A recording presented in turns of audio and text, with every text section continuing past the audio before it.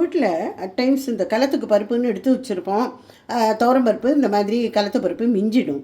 இதை வச்சுட்டு பரோட்டா எப்படி பண்ணுறதுங்கிறத பார்க்கலாமா? உங்கள் தேவைக்கேற்ப ஆட்டா போட்டுக்கோங்க. எவ்வளோ ரொட்டி பண்ணணுமோ. நான் சும்மா ஒரு சின்ன ஒரு இது காமிச்சுட்டுருக்கேன் உங்களுக்கு. கொஞ்சமாக ஆட்டா போட்டுக்கோங்க. இதில் இந்த பருப்பை போட்டுருக்கோம், வெந்த பருப்பை.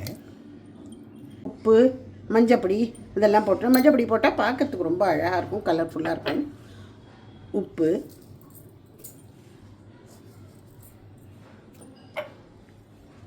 சில்லி ஃப்ளேக்ஸு, உங்களுக்கு பச்சை மிளகா வேணுன்னா அதுவும் போட்டுக்கலாம். ஓமம், கொத்தமல்லி நிறையாவே போட்டுக்கலாம். இதுக்கெல்லாம் ஒன்றும் கணக்கே கிடையாது. கொஞ்சமாக பச்சை மிளகா, ஒரே ஒரு பச்சை மிளகா போட்டிருக்கேன். இப்போ இதை முதல்ல கையாலேயே நல்லா கலந்து விட்டுன்றோம். முதல்ல ஜலத்தெல்லாம் விடக்கூடாது. இதை முதல்லையே குடகுடன் ஜலத்தை விடாமல் முதல்ல கையாலேயே நல்லா கலந்து விட்டுன்றோம் எல்லாத்தையும்.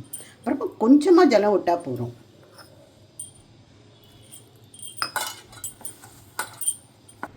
கொஞ்சமாக எண்ணெய் விட்டுக்கோங்க. கடைசியில் ஒட்டாமல் வந்துடும், ஒட்டவே ஒட்டாது.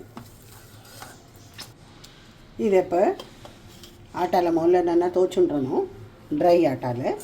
அப்புறமா நல்ல ரவுண்டாக இடணும். நல்லா இடவரம், ஒன்றும் கிழிஞ்செல்லாம் போகாது.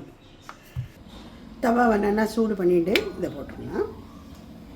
இப்போ 2 சைடும் நம்ம கொஞ்சம் கொஞ்சம் எண்ணெய் விட்டுக்கலாம்.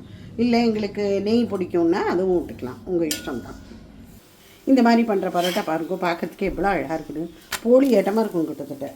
அது டேஸ்ட்டும் அவ்வளோ நல்லா இருக்கும். சாப்பிட்றதுக்கும் ஒரு பக்கம் கிறிஸ்பியாக இருக்கும், ஒரு பக்கம் அப்படியே பொறன்னு இருக்கணும்னு சொல்லுவாளே அந்த மாதிரி இருக்கும். இந்த சைல் ஆட்டா மாதிரிலாம் இருக்கும், அவ்வளோ நல்லா இருக்கும்.